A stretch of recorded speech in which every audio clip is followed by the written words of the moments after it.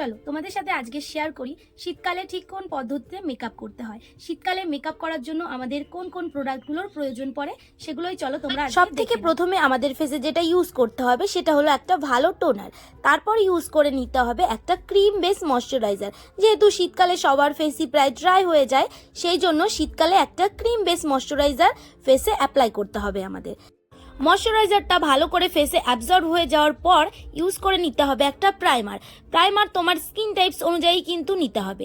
Open পোর্স থাকলে পোর blurring primer নিতে হবে, আর যদি না থাকে তবে সেই অনুযায়ী একটা প্রাইমার ফেসে ভালোভাবে ইউজ করে নিতে হবে। এরপর আমি একটু গ্লোয়িং দেখানোর জন্য মেকআপটাকে ইউজ করে নিলাম একটা স্ট্রোব ক্রিম।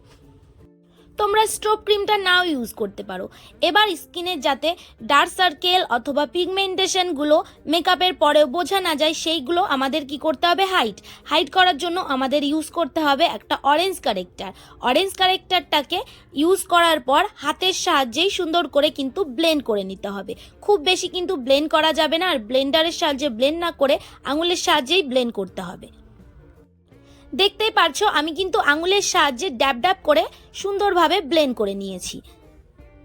এবার এই অরেঞ্জ কারেক্টারটা যাতে আমাদের ফেসে অরেঞ্জিশ ভাব না এনে দেয়, তার জন্য ইউজ করতে হবে আমাদের স্কিন টাইপস অনুযায়ী, মানে আমাদের স্কিনের যে কালার সেই কালার অনুযায়ী একটা কনসিলার অথবা আমাদের স্কিনের থেকে একটু ডার্ক কালার কনসিলার নিয়ে সেই অরেঞ্জ কারেক্টারের ওপরে ইউজ করে সেটাকে ব্লেন্ডারের সাহায্যে সুন্দর করে ব্লেন্ড করে দিতে হবে। আর তোমরা যে ব্লেন্ডারটা ইউজ করবে সবসময় কিন্তু ব্লেন্ডারটাকে প্রথমে জল দিয়ে ভিজিয়ে তারপর ব্লেন্ডারের থেকে ভালোভাবে জলটাকে চিপে নিয়ে ব্লেন্ড করবে। আর ব্লেন্ড কিন্তু সবসময় ড্যাব মোশনেই করতে হবে, কখনোই কিন্তু ফেসে ব্লেন্ডারটাকে ঘষবে না, তবে কিন্তু মেকআপ উঠে আসবে, স্কিন প্রিপারেশনটাও কিন্তু আমাদের নিচে থেকে উঠে আসবে। তোমরা তো দেখতেই পারছো আমি ঠিক কেমনভাবে ব্লেন্ড করছি, তোমরাও কিন্তু এভাবেই ব্লেন্ড করো।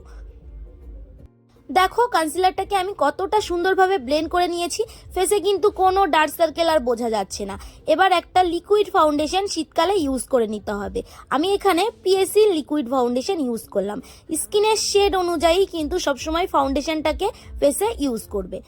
ফাউন্ডেশনটাকে যদি ডিরেক্ট ফেসে ইউজ না করে একটু হাতে নিয়ে তারপর সেটাতে ব্লেন্ডার দিয়ে ইউজ করো ফেসে, আমি যেভাবে করছি, তবে কিন্তু দেখবে ফিনিশিংটা আরও বেশি সুন্দর আসবে।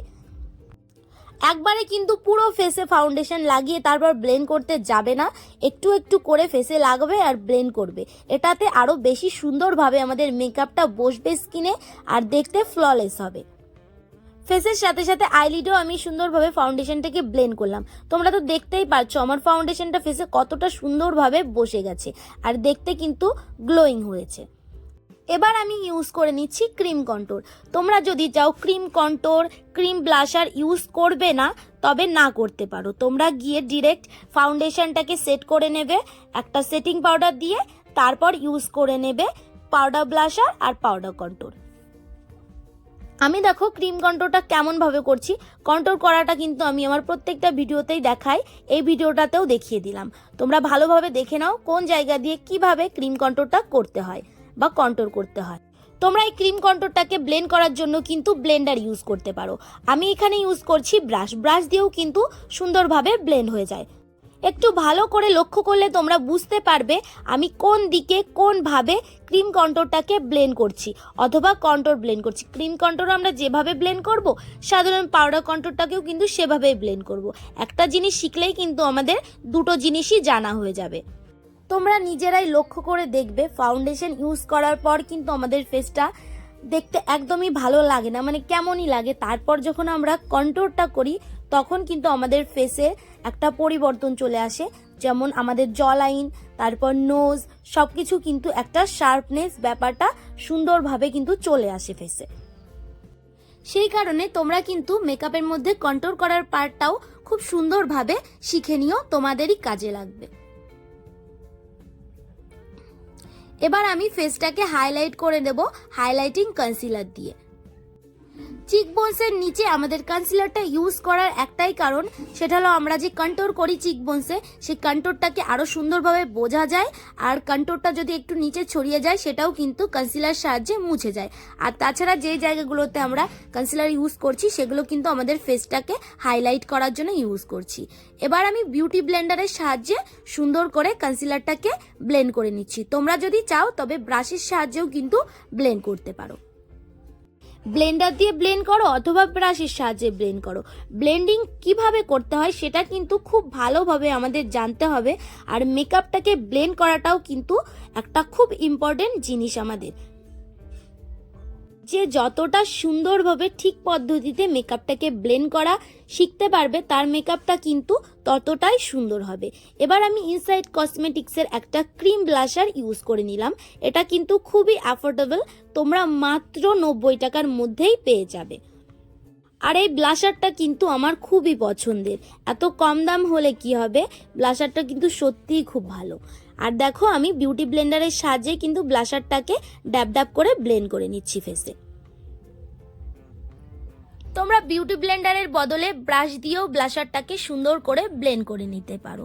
এবার আমি একটা ফিক্সিং পাউডার ফেসে ইউজ করে নিলাম। তার আগে একটু ব্লেন্ড করে নেব আইলিডটাকে এবং চোখের নিচে, কারণ ওখানে কিন্তু অনেকক্ষণ কনসিলার ইউজ করে রাখার পর ক্রিজ পড়ে যাবে। সেই কারণে প্রথমে ব্লেন্ড করে তারপর আমাদের সেটিং পাউডারটাকে দিয়ে পুরো মেকআপটাকে, লিকুইড প্রোডাক্ট যে জিনিসগুলো আমরা এতক্ষণ ইউজ করেছিলাম সেগুলোকে কিন্তু সেট করে দিতে হবে। পাউডারটাকে সেট করার জন্য আমি ইউজ করছি একটা পিৎজা পাফ। পুরো ফেসেই তোমরা পাউডারটাকে সেট করে নিতে পারো, কিন্তু আমি সেট করলাম সেই জায়গাগুলো যেখানে আমি আর কোনো রকম পাউডার ব্লাশার অথবা পাউডার কন্ট্রোল ইউজ করব না। আর যে জায়গাগুলোতে পাউডার ব্লাশার অথবা পাউডার কন্ট্রোল ইউজ করব সেই জায়গাগুলোতে আমি সেটিং পাউডারটাকে ইউজ করলাম না। ফেস থেকে এক্সট্রা পাউডারটাকে আমি ঝেড়ে নিলাম, ঝাড়ার জন্য ইউজ করলাম পাউডার ব্রাশ। তারপর আমি পাউডার কন্ট্রোল করে নেব। ঠিক যে পদ্ধতিতে আমি ক্রিম কন্ট্রোল করেছিলাম ঠিক সেইভাবেই কিন্তু পাউডার কন্ট্রোলটা করে নেব। প্রথমে পাউডারটাকে নিয়ে একটু হাতে ঝেড়ে নেব এক্সট্রা পাউডারটাকে, তারপর ফেসে পাউডার কন্ট্রোলটাকে লাগিয়ে ব্লেন্ড করে নেব। তোমাদের তো আমি দেখিয়েইছি ক্রিম কন্ট্রোলটা কিভাবে ব্লেন্ড করতে হয়, ঠিক সেই পদ্ধতিতেই কিন্তু পাউডার কন্ট্রোলটাও আমাদের ব্লেন্ড করে নিতে হবে। তোমরা তো জানোই ফেসে কোনো কিছুরই কিন্তু হার্শ লাইন একদমই ভালো লাগে না, সেই জন্য আমাদের খুবই সুন্দরভাবে কিন্তু ব্লেন্ড করতে হবে প্রত্যেকটা প্রোডাক্ট। পাউডার কন্ট্রোলটাকে আরেকটু বেশি শার্প দেখানোর জন্য তার নিচে আমি একটু কম্প্যাক্ট পাউডার ইউজ করলাম। নাকের ঠিক মিডিলেও একই কারণে আমি একটু পাউডারটাকে ইউজ করলাম। তারপর আমি ব্লাশার ইউজ করে নেব, পাউডার ব্লাশার।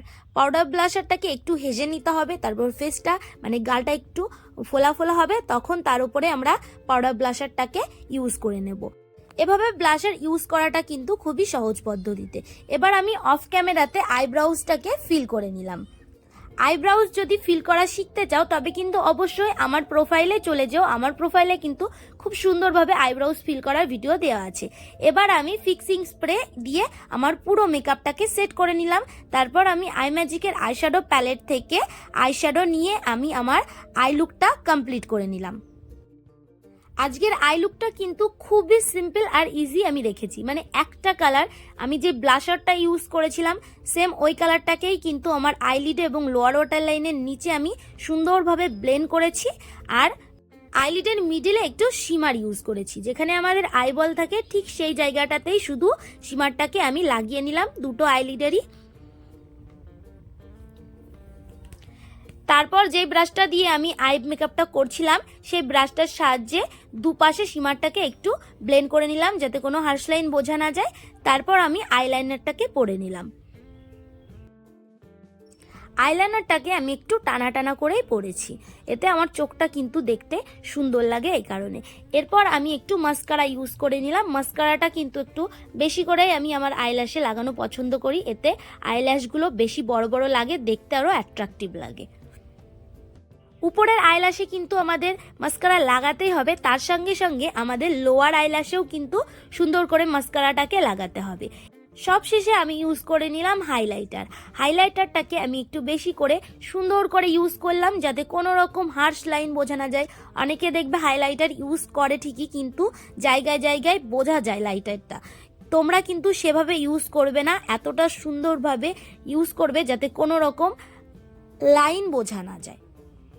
হাইলাইটারের কিন্তু হার্শ লাইন বোঝা যায়, তো সেই কথাটা মাথায় রেখেই কিন্তু হাইলাইটারটাকে তোমরা সুন্দরভাবে ব্লেন্ড করে ফেসে ইউজ করবে। দেখো, ফোরহেড যদি কারোর বড় হয় তবে কিন্তু ফোরহেডের মিডিলে কখনোই হাইলাইটার ইউজ করো না, তবে কিন্তু ফোরহেডটা দেখতে আরও বড় লাগবে। যদি ফোরহেডটা বড় হয় তবে ফোরহেডের দু সাইডে হাইলাইটারটাকে তোমরা লাগাতে পারো। ব্রো বোনসেও কিন্তু হাইলাইটারটাকে ইউজ করো, আর আইজের ইনার কর্নারেও কিন্তু হাইলাইটারটাকে লাগিয়ে নিতে হবে। ডিলেন্সি লিপস্টিক প্যালেট থেকে আমি একটা ভায়োলেট কালারের লিপস্টিক নিলাম, সেটাকে আমি লাইনার হিসাবে আমার লিপসটাকে ড্র করলাম। তারপর সেই কালারটাকে আমি আমার পুরো লিপসে সুন্দরভাবে লাগিয়ে নিলাম। এবার তোমরাই বলো আমার এই লুকটা তোমাদের কেমন লাগছে। যদি তোমাদের ভালো লেগে থাকে অবশ্যই কিন্তু তোমাদের স্পেশাল দিনেও তোমরা ট্রাই করো।